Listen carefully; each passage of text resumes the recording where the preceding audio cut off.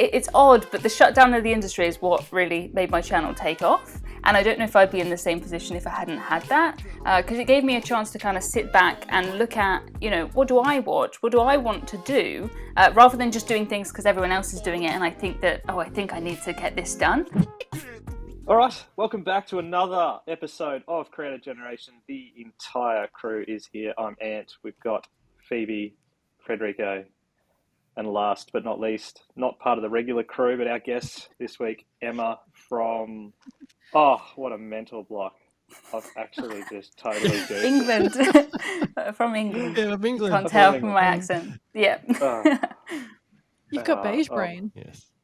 I do. And Emma is from the YouTube channel Emma Cruises. So, and as you can hear, Emma is in the UK. So welcome, Emma.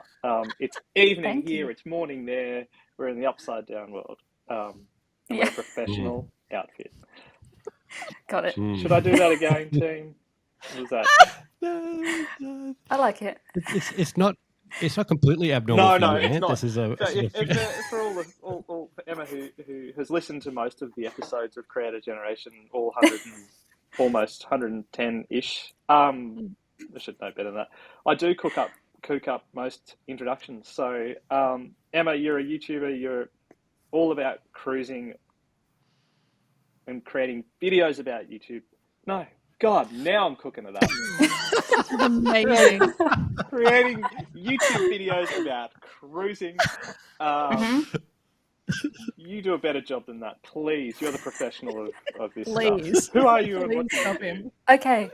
Right, so I'm Emma. I'm from the UK, and I make videos about cruise ships. So ocean cruising, river cruising. I try and show people how much fun cruising is. That's what I do on my channel. Well, thank you. And do you right now regret agreeing to be on this No, I podcast don't. given Anne's terrible performance? This is fabulous. I love it. I have to say it though. That is probably the worst I've ever seen him. Oh, ever. it's pressure. I mean, he's usually quite bad, but this is terrible.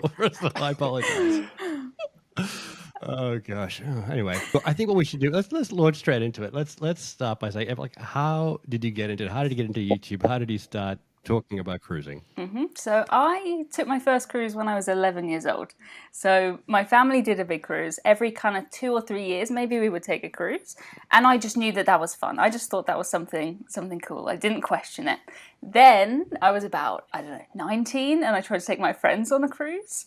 And I got met with this wall of like, oh, that sounds so boring. Oh, that's like the Titanic, like these ridiculous things I'd never thought about. So I started writing originally, and I started a YouTube channel just because it was easier to show some things. If I wanted to do a view from a sailing or something, I had a YouTube channel for a couple of years just as a place to store stuff. And then I started kind of moving into cruise tips, cruise ship tours, cruise cabin tours. Then the industry shut down for over a year. So I had to pivot there. Before we go on, I want to ask, you said people think it's like the Titanic, but in one of your recent videos, someone asked you about one of your cruise ships actually hitting an iceberg. Did it actually hit an iceberg? Yeah, I think that it's not like a Titanic situation. It's a very small piece of ice. It's not even classed as an iceberg, I don't think. But a ship did hit some ice, a tiny, and it's fine. But obviously the newspapers are like, Titanic too! It sailed on, it was okay. Yeah, everything gets compared to the Titanic in my space. It's a long time ago. It's 100+ years ago. It's not like that anymore. Right. I mean, as someone who's not really au fait with cruising, don't ships now have this ability to avoid ice and obstacles generally? Yeah, normally they do, yeah. But I suppose a small piece of ice, it just bounces off. This situation was in Alaska somewhere. It was fine. It's not a big deal. But yeah, that did happen. Well, I guess, the first thing I guess I should ask about cruising is, do you often get from people that they think cruising is actually meant for older people? Or it's interesting. So I'm from the UK, but most of my audience is from the US. And depending on who I speak to, which country they're from, if I speak to someone in England, they say, oh, that's so boring. That's for old people. That's people playing shuffleboard on the deck. And that's what they think it is. If I speak to Americans, particularly if they're from, Florida or somewhere, they think, oh, that's drunk teenagers. That's spring break. That's party kind of cruises. Which it is that, and it is the other end, but it's literally everything in the middle. Yeah, right. Interesting. Well, I was just we were talking before we started recording, and I found you fairly randomly, and I just watched one of your videos because I was just curious about the type of river cruising, and I ended up watching, I think, like 70 more videos after that, and I've learned a lot about cruise ships now, things I actually had no idea about. And it's so fascinating. It actually is a really fascinating world, isn't it? And there's so many aspects to it. I think I have a lot of audience that are just interested. When I started my channel, I thought, right, this is going to be tips for people who want to do this and that. They want to stay in this cabin, so they're going to look at it. And that's kind of where I started, but it's not at all. It's the same way, if I look at what I watch on YouTube, it's probably not things I'm ever going to do. And that's why I'm watching them. So I have a lot of people who are just, what is it like in that cheapest cabin? Or, I didn't know they had to... on a river cruise, sometimes they close down everything on the top deck. They flatten everything down to go under bridges. Why would you know about anything like that? It's just interesting, I think. Yeah, Yeah, absolutely. I must admit, I've been one of those people outside of cruise world, and it is Yeah. another world. Like I've always been, like just from a very long distance, seen it, and that's about as close as I've gotten to it. But then watching your channel and a couple others actually in the space, um, it is a different world, right? Like it is a completely different world. Both the people who Yeah. go on cruises, the ships, the people who work on them. So is that something that you like? That's kind of what you're alluding to with like people are just interested in the space, or I like think just so, yeah. curious. I think, there's so much variety. There's, 300 mainstream cruise ships sailing right now, however many cruise lines. For me, the job is kind of finding the right ones for the right people. If you want to do the formal Titanic ballroom dancing, there's cruise lines for that. If you're someone who you always want to wear your jeans, just eat when you're hungry, there's cruise lines for that. That's the struggle. It's putting people in the right places. But I try and show people things so that it's not every cruise line is for everybody, and I wouldn't pretend that it is. And sometimes I get comments that are like, oh, you just saved me thousands of pounds, because there's no way I want to do that. That's good, I think. Yeah. Absolutely. So how does it work? Are you sitting there researching cruise lines and you have a wish list of things you'd love to do? Are you choosing different things thinking, I'll show this kind because somebody might be interested in that? Or is it purely based on like your desire and what you want to do?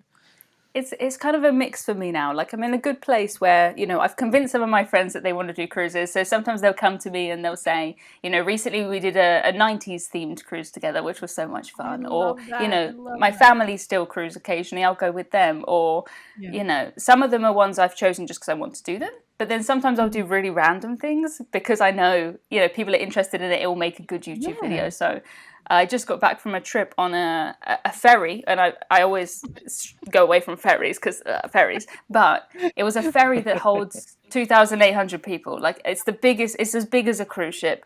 And we did a cruise from Sweden to Finland and back. And that was 100% just because it's just interesting. It cost €22. Nothing was included. And I thought, this is a good story, and I get to find out, which is always, that's fun. I love that. So with a ferry, you can't sleep on it? What's the difference between a ferry and a cruise ship? There's a lot that's the difference between a ferry and a cruise ship. I think if you looked at the categories, this would be, it has a car deck with cars on it. Like, I think that's what I would say makes it a ferry. But we stayed on, so we had like an overnight cruise. It's basically, if you live in Sweden or you live in Finland and you want a cheap party weekend cruise on a ferry where drinks, duty free, that's what they tend to do. Wasn't really a cheap weekend for me because I had to fly to Sweden. But, it was really interesting. But yeah, cars on there, you could do, one night and back. You could stay on there for a week if you wanted. It's more about the kind of transport on a ferry rather than the stuff.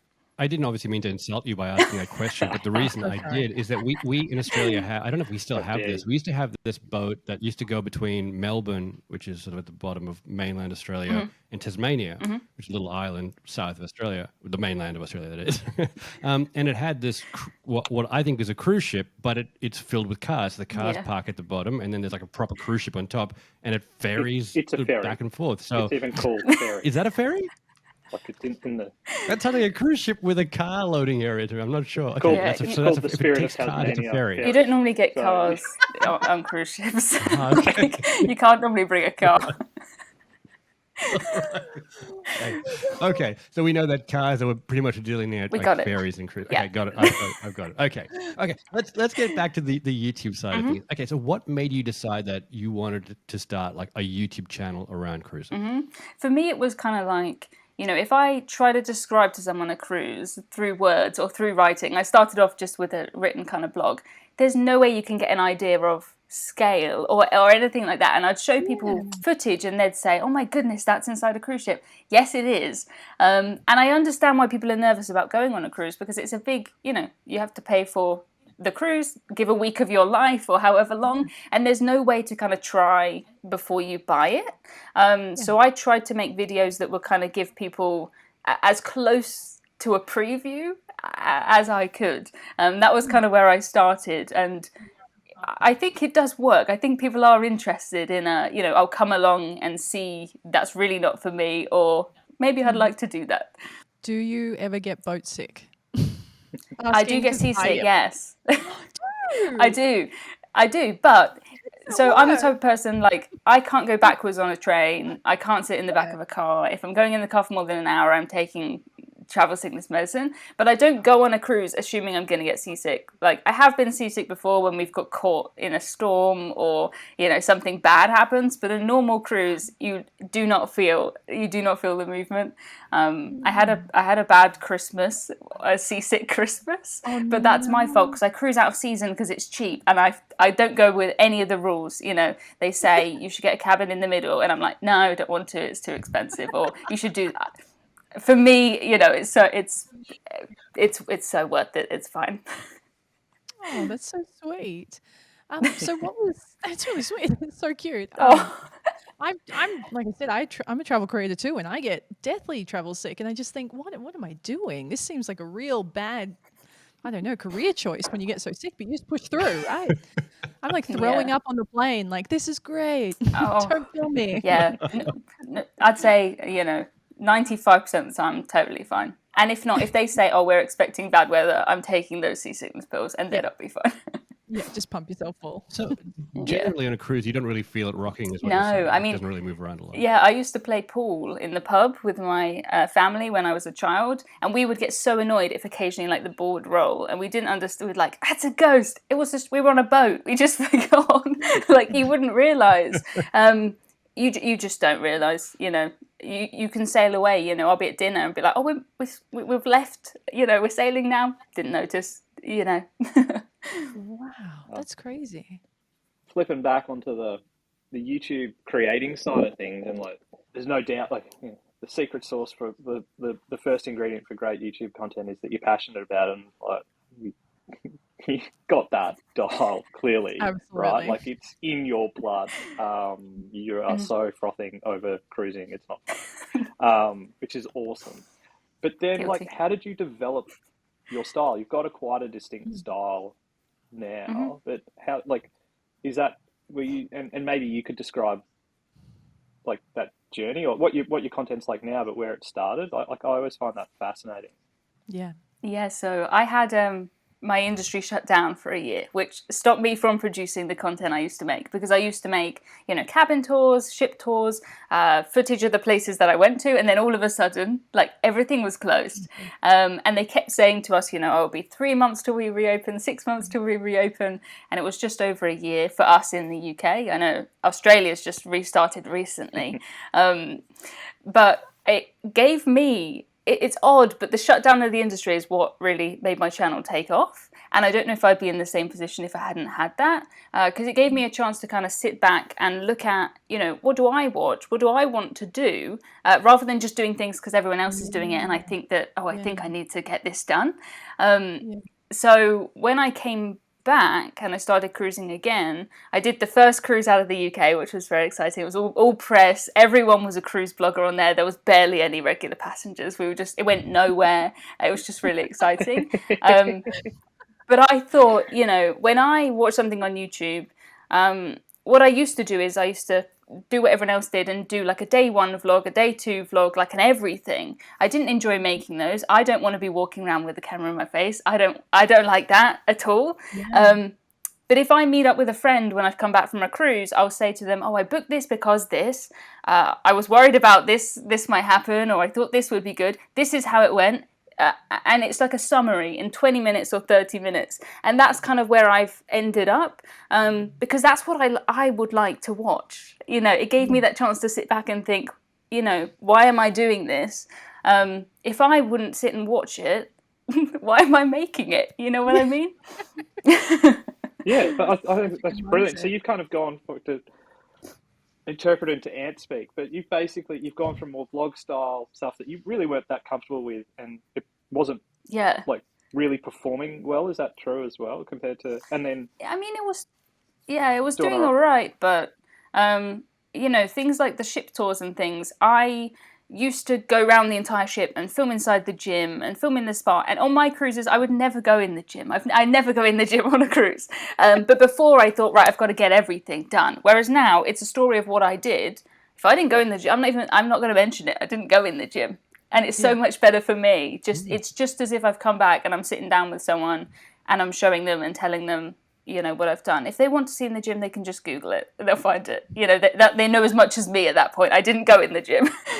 So speaking of that angle, do you then actually document your personal journey? I mean, is like when you go on the cruise, you're thinking, oh, I have to get this, and this, or do you just basically go on the cruise and say, I'll just document whatever it is I actually do? There's normally certain things I want to do. So I will say, you know, oh, I haven't cruised with this cruise line before. I've heard this, and this.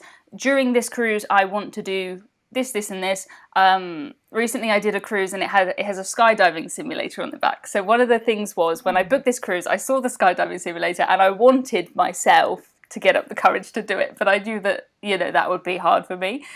So I will document it as in, you know, I do it in a chronological order, and I'll say, right, we're halfway through the cruise now. If at this point they told me it was broken, I couldn't do it, I would have been quite relieved. But this happened. So it's really a story of, am I going to do the things I want to do? Is it what I expected? There's always surprises, you know, as much as I would think I'm pretty prepared for most of these cruises by now.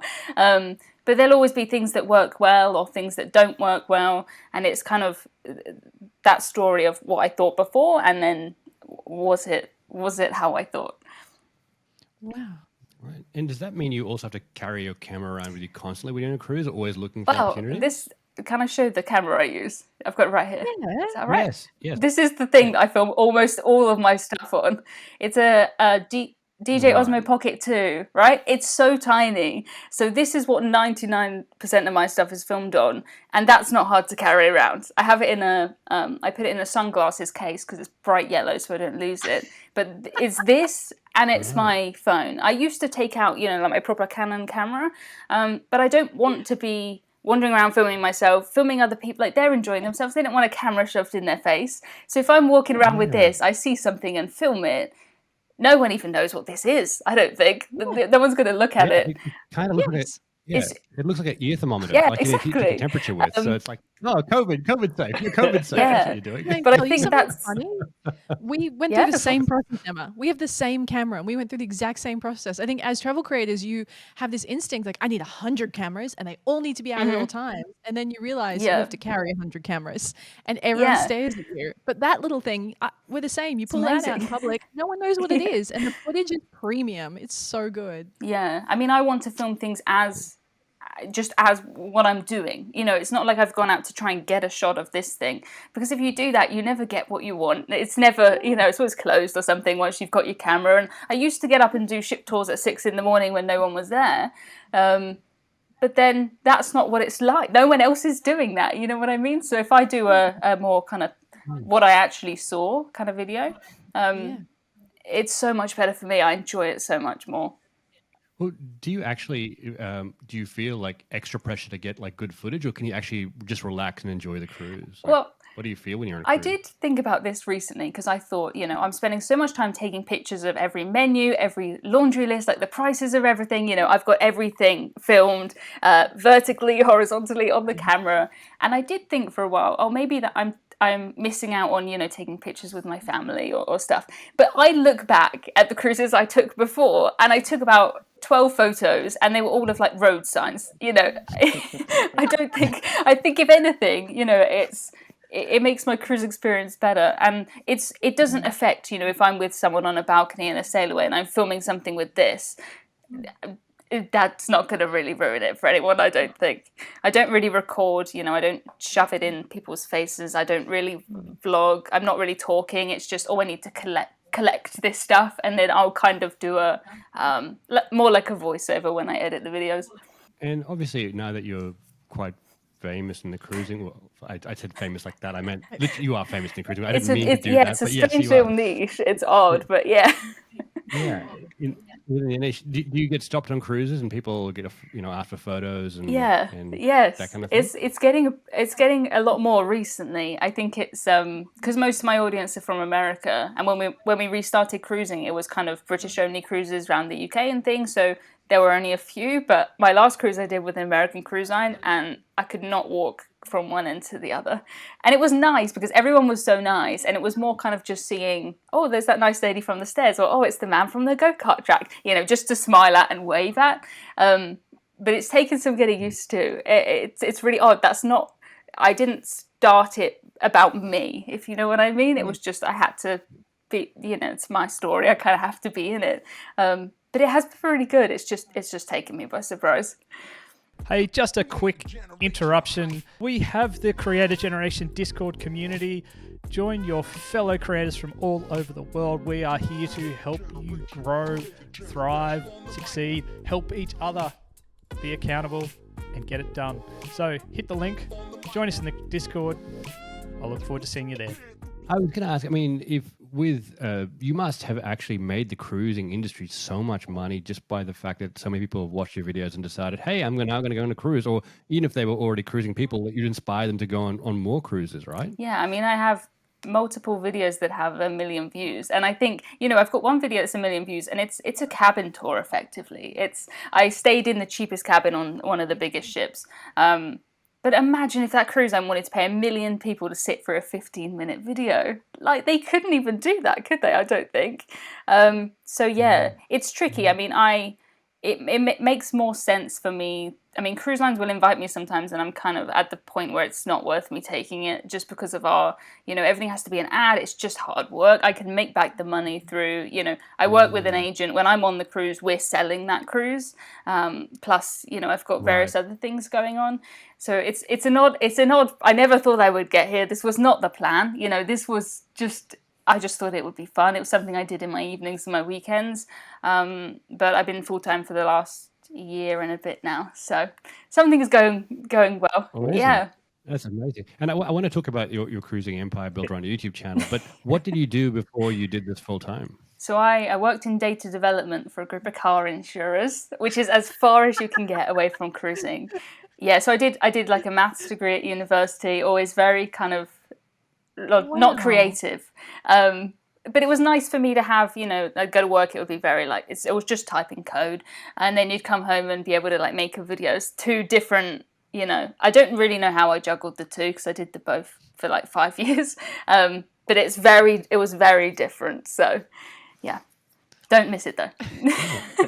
There you go. Yeah, I can imagine this must be a better lifestyle. Yeah. And then how did you build your business around a channel? Like, what was it? Obviously, a lot of creators start with ad revenue as their first stop. But how did it develop from there? Yeah, so I started with a website, and I still, half my business is probably my website.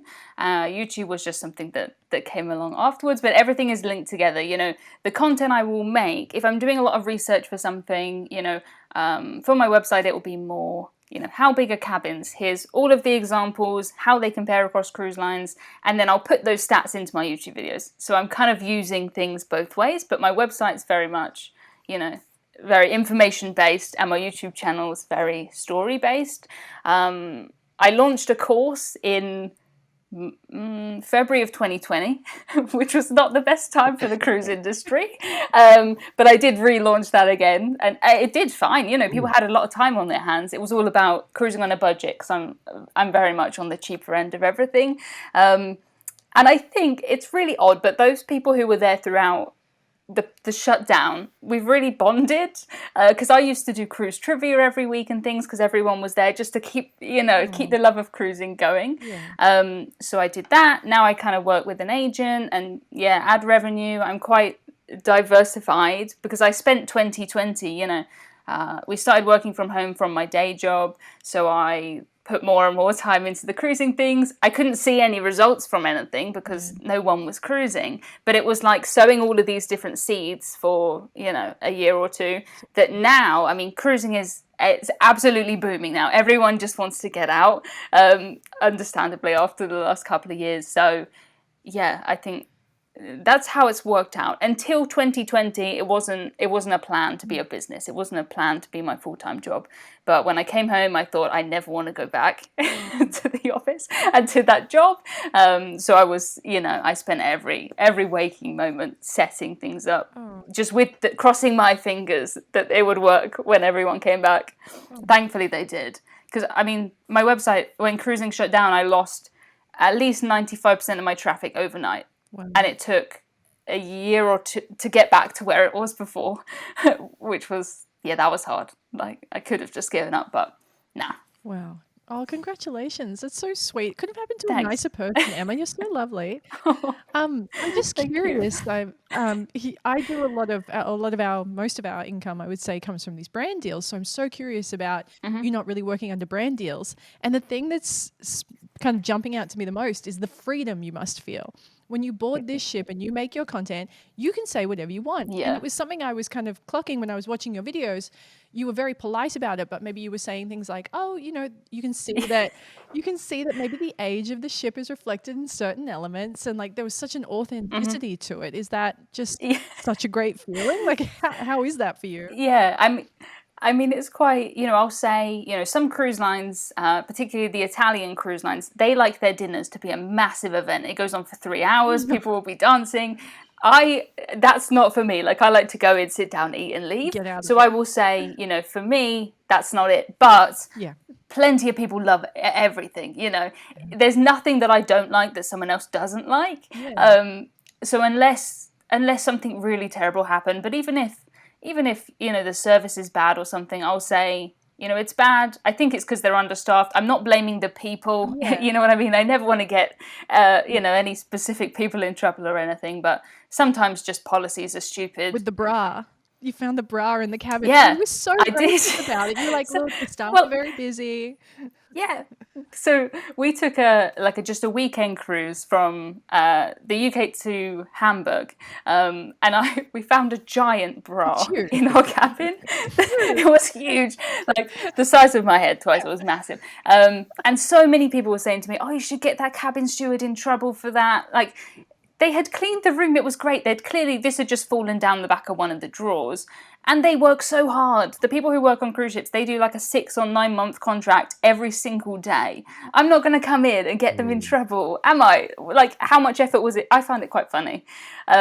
So yeah, I do say, I do point out things when they're bad, but I don't want to, point the finger at specific people who are working hard. I think that's not good. But yeah, and it doesn't really, it doesn't really make sense for me to accept kind of free trips and things if they are something that I wouldn't do normally, that's completely, a bonus trip. So I'm doing a trip a couple of weeks, and it's a bike and barge cruise across Germany. Oh. I didn't even know that existed until they invited me on that. So I thought, we'll give this a go. What's the worst that can happen? But if it's a normal cruise, yeah. I think you know the next question. Oh, What's no. a barge? How is a barge Yeah. different to all the other Talk boats us you through it. mentioned? I mean, a let me barge- explain before Emma gets in, but a bike and barge cruise is where you actually have to tow the barge with your bike along the tow path. God, can you imagine? It's There's only, phenomenal. like- It's a very good workout, and it's great Are for you teamwork. joking?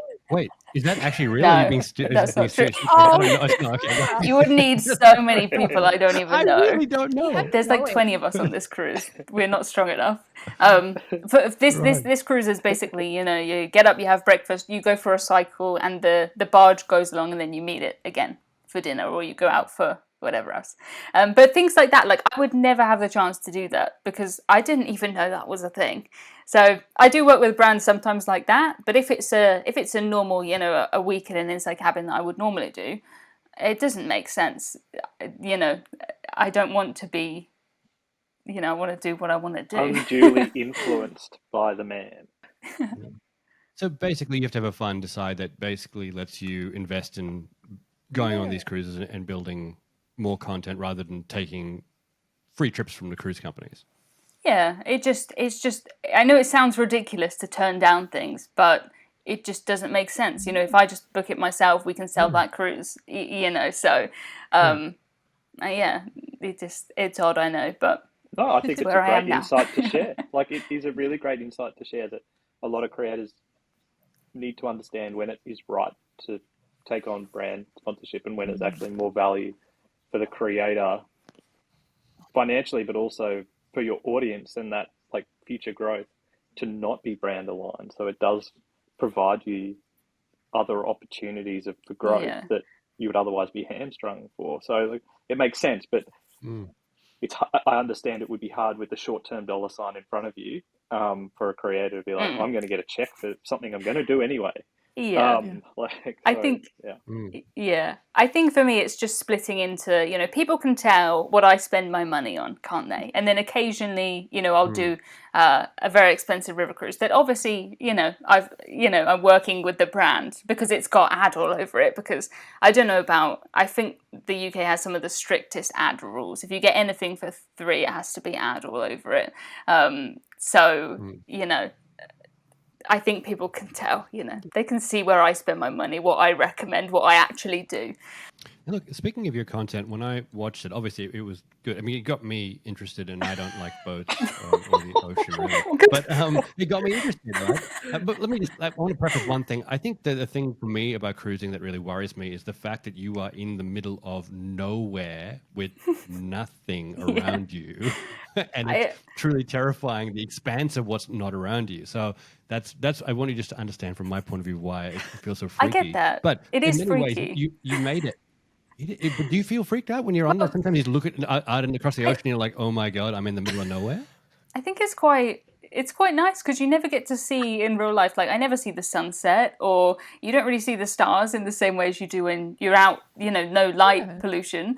It does get creepy when, my last cruise I took to Norway, we had such bad fog that they had to do the foghorn every 30 seconds. So I had a balcony and you couldn't see anything. It was just white. And then this echoing like foghorn in the back. That was creepy. But it's cool. I like it. I find it really fun. Yeah, it kind of is, but I think it's really cool. That's not helping my phobia of unknown spaces.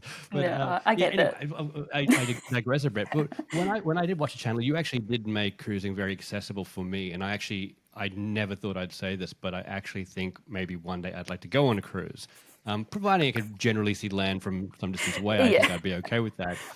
But it was really interesting because obviously we work with a lot of creators around the world. And one thing I realized after watching a couple of your videos was that you have a really good style that gets people into the videos quickly. You get them to understand what the context of the video is, and then you keep them watching. I mean, I've seen a couple of little traits that you have that can keep people hooked and watching. I'm like, this is really smart. Oh, that was really smart. Oh, I like how you said that. And I'm like, this is really fascinating. But do you do that deliberately, or is it something you just naturally comes to you? No, it's very deliberate. So my videos are almost scripted. They're not kind of read word for word, but I know exactly what I'm going to say when. And if I am kind of writing the story out and something happens later on, I will think, oh, I've got to mention this earlier. So when I took my last cruise, there were some really rude guests. And I mentioned that on like day 6 or 7. So I thought, in the beginning, I'm going to say everyone was nice, apart from one person, which I'll tell you about later, which I am doing. But it's that writing it and then reorganizing things. I've got everything I want to say, but it's creating a story that, I do want people to stay and see what that is, but it's just mentioning it because it'd be so easy not to. Yeah, and it works. It works really well because the moment you mentioned that, I'm like, oh, I will be interested in seeing what happens later. But I think the key thing about it is that I'm not prompted to skip ahead. I actually want to watch everything else to that point. It's like it builds so well, and I thought that was pretty well done because not a lot of creators build that structure in. They're just like, oh, I'm just going to talk, and it'll be fine. And then they're like, oh, why is my retention so bad? But I bet your retention graphs are actually pretty good. Now, yeah. I mean, if you look back a couple of years, or it used to be, sit and just talk. and that was good for the time. I'm glad I did it. I think you have to get those ones just out your system and out the way. But the more you do, I spend a lot of time in the retention graphs and things, and looking at the spikes and looking at any dips. And I said recently in one of my videos, I said something, and it was like, oh, you might not want to hear this, but, and people dropped off because they're like, I don't want to hear. Oh, Like that simple. I just said, oh, you might not want to hear it, but the buffet closes at 9 or something. Like, it wasn't that dramatic. But I could clearly see it, and now I will not say that again.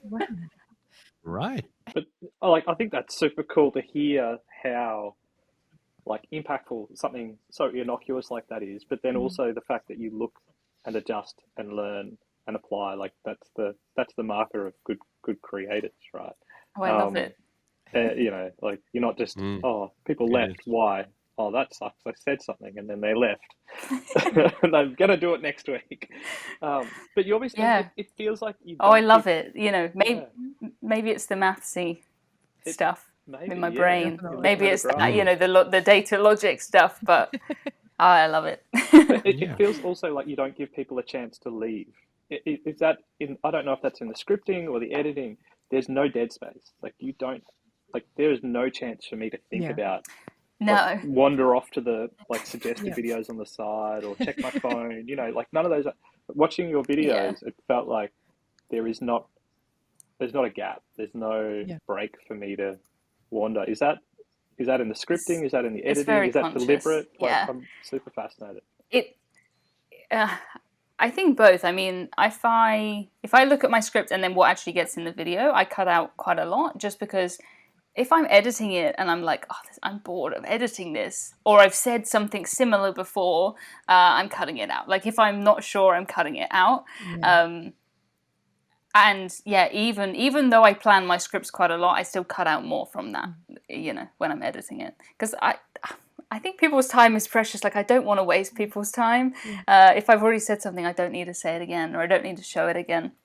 But it's taken a long time to do that, because, especially if you've recorded something and you've taken 4 times to get it right, you want to put it in, but sometimes it's just not worth it.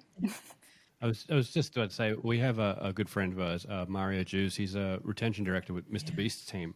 And he's been on the podcast before, and he talked about a lot of the things you've been talking about retention, like watching certain things and how do you basically tweak it to make sure people are always watching. I think he'd be very proud of what you've just said. But even he comes from a very analytical, mathematical background, and it's true. Having that mindset can sometimes really get you focused on what matters and what doesn't, and cutting out the rest of it. Yeah, I mean, it's small things like that, like saying you're not going to hear this. But when you do that, I could name 10 of those things I've said. So sometimes I'll say, well, I don't anymore, but I used to say oh, I can't believe I've got this far in the video without saying this. And that makes people think, how far are we in the video, I think.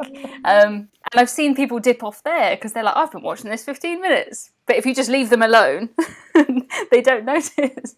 Get lost in it. For me, I have this advantage of making videos that are different all the time, different locations and different. For you, it's quite the same. So how do you balance creating titles and thumbnails that are unique and interesting every time, but still consistent, because you have an audience who are dialed into you for something really specific? How do you do that? How do you strike that balance? I mean, it is tricky if I'm going to do the same cruise line to a same place that I've already been to, because I like to do, this is the cheapest this, the smallest this, the most this and that. But often, so I took a cruise over Christmas. It was an old ship with a British cruise line. I knew no one's really interested in it. Most of my American audience don't know who that is. But we encountered 3 storms on that cruise, terrible storms. And that's the story there. I didn't plan on it. Got you. But sometimes things just come up, even if I don't really plan on it. It's got to the point now where I have a base audience that I know will, even if I do an older ship or something, they're still, some people will still watch it. But if I want to break out of, it's interesting, my videos do okay, and then occasionally I break out of the cruise space and you get all these people who, some of them hate cruising. I don't know why they click on the videos. Really hate it. I'm like, you clicked on a video called "I took a cruise" with a cruise ship in the picture, and you're like, oh, okay, it's quite funny. Yeah, Fred. but yeah, I think that comes back to the, sometimes I have cruises with my family that are just cruises we want to do, and sometimes it's ones I've picked.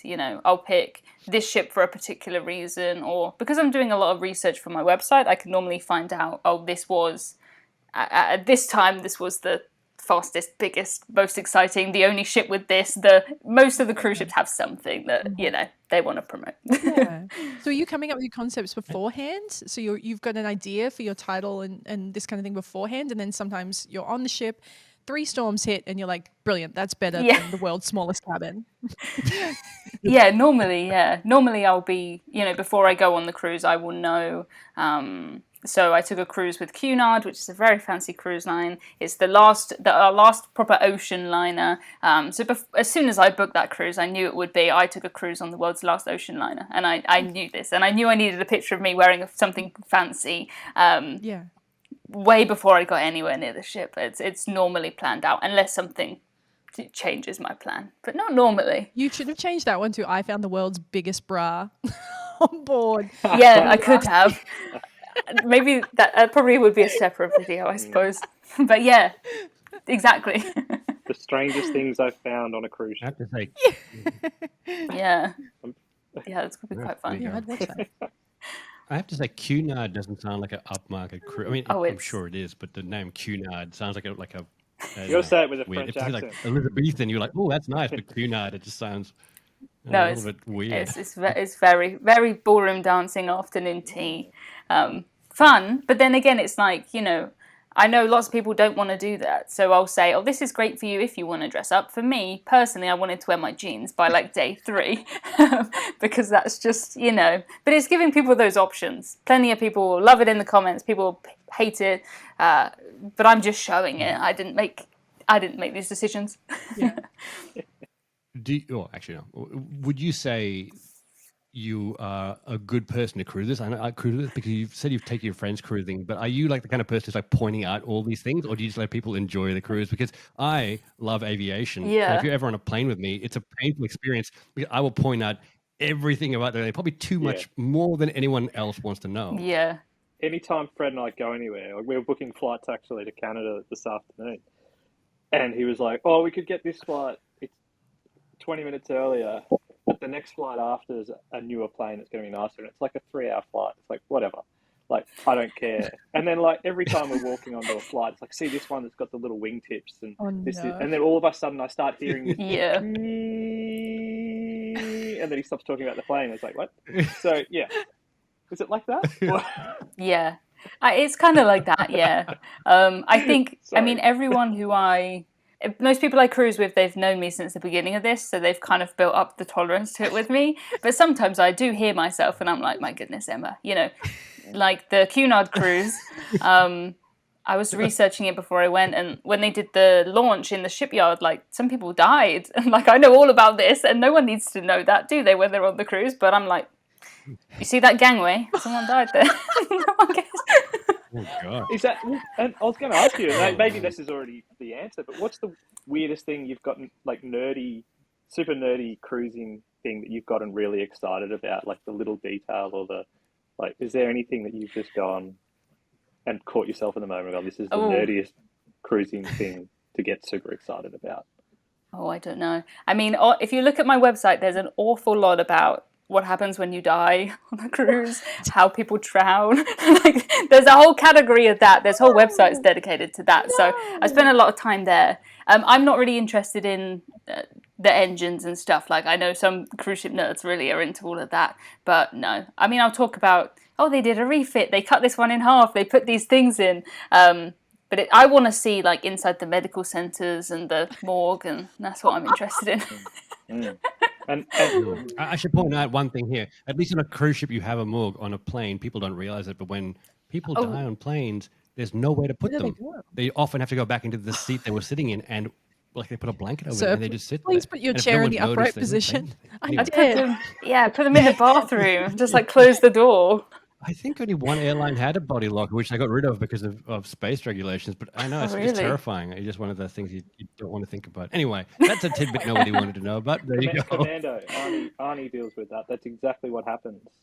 It's a classic Arnold Schwarzenegger movie. I don't think anyone's old enough to What know is what that? you're talking Old about. school Ant. Schwarzenegger. It's a beautiful thing. Oh. And one punch, he kills the guy who's got him captive and puts a hat over him and has a great one-liner In in a plane. a plane. Yeah, as you not on point a out, boat. yes, give me context. Oh, What you're speaking talking of about. terrible movies Sounds so weird. on moving things, have you watched Speed 2? No. Mm-mm. It's on. Is it on know a boat? It's on a cruise ship. That's on a boat. Is it? Well, that's not very fast. Have How you can seen it? Speed? No, I don't like What to do with all those speed? ones. It's the slowest thing to hijack. In all your cruising experience, could you imagine a high-tension, fast-moving Emma's just shaking her head. vehicle No, movie? No. I mean they have go-karts No. sometimes. If you want to do on a go-kart or a bumper car or ice skating, does that count? Oh my god. I've descended into I'm chaos. sorry. I'm sorry. Ant is a little bit, yeah, man. Yeah. You're gonna go away, Emma, and wonder, was Ant drunk during that whole conversation? It's the evening for No, you guys, it's gotta right? be. Yeah. This evening, yeah. He's, I haven't yeah. been drinking. Maybe I should pretend I have. That would maybe be a better excuse than just me being me. Oh, yeah. Oh gosh. Look, Emma, we're actually running out of time, but I wanted to ask one more thing because one thing that connects creators very well to the audiences are things that the little bits and pieces they do in their videos that are unique to them. And I like one of the things you do is your Britishisms, right? You do that Oh, very yeah. well. It's a nice thing. And at first I was like, oh, I wasn't sure what it was about. And then after a couple of videos, I'm like, I started to look forward to them. That's what I get. And I was like, this is, yeah, it's such a good little segment. How did you come up with that? So, just by accident, I thought I'll try this one time. I'll see if my retention massively drops off. If it does, I will never do it again. It was an experiment. And the flattest bit in my retention, like this, I've never seen anyone leave, is the Britishisms. Just because I would get so many questions over and over again because my UK audience is maybe 20%. The rest, most of them are from America, Canada, Australia, and I just get the same questions. So it's just a way to answer it to begin with. But now I get comments that are like, oh, I just came to see what that was. Like, I don't care about, whatever the actual video is about. I just wanted to learn something. I think I should collect them all and put them together into something at some point because it's been well over a year, one a week. But yeah, it's interesting. I learn a lot from it. I'll say, oh, I thought this was this. And, people always tell you you're wrong about everything. So I've learned a lot. But I used to be a bit worried that, if I went off on what I thought was I thought that was a bit of a sidetrack. That's nothing to do with cruising. But it's only 15 seconds or something. It's very short. But the retention graphs are never seen a drop off there, ever. Yeah. Everyone loves them, and I got to say, a lot of them they're very similar to because Australia. Yeah, we normally agree. Share a lot of heritage, so we do understand a lot of what you're talking about. I'm sure the Americans are sometimes very unsure about the language you use. But I was thinking, Anne, can you think of something that we use in Australian language that I've we got don't use one. anywhere else? I've got a good one because when Phoebe, when Emma was saying Cunard, the word nard, do you use the word nard in? I know this is terrible, but you three were two were thinking it, right? So for us, a nard is. But... you have to now. Yes, See? I was. Okay, I was. A nard is a number 2. A poo. Oh, okay. Oh, no. That's not very fancy. Cunard. I was like, I see. The Cunard. Hence why I said it sounds squishy. That's why. I didn't know that. Oh, there you go. Yeah, normally. So when you say normally you guys will agree with my British things. It tends to be, just not American things, because most of my audience who are asking the questions are from America. But it's good fun. Like, it took me by surprise, that one. Yeah, I always talk to the Americans about like, let's have a yarn. Like, it'd be great to have a yarn, and I get. Exactly right, and I get blank looks. And Emma doesn't know what that just means. like have a chat, have a conversation. Have a chat. A yarn is a story. Like and like okay, you get like I remember one American was like, let's have a yarn. Oh, Aunt, I'll have a yarn with you anytime. And I'm like, Oh, love it. That And is then mostly I cute. just get blank looks, and they're just like, yeah. Yeah, usually in meetings with Americans, he will say something, and then they look at Yeah. me, and I have to translate what he said. It's like, oh, this isn't what he actually meant. Yeah. It's like he's speaking Yeah, some version of English. we're bringing but, YouTube rituals into the no. real world. It's just giving it a try. We have no Yeah. retention graphs in the real world, so we're not sure how it's going. But No, just body Oh, language. God. Tell if they're like. yeah, there's a dip. I'm normally getting a dip. Fred brings it back up though, so we're all good. I Oh, do. God. I have to. Oh, God.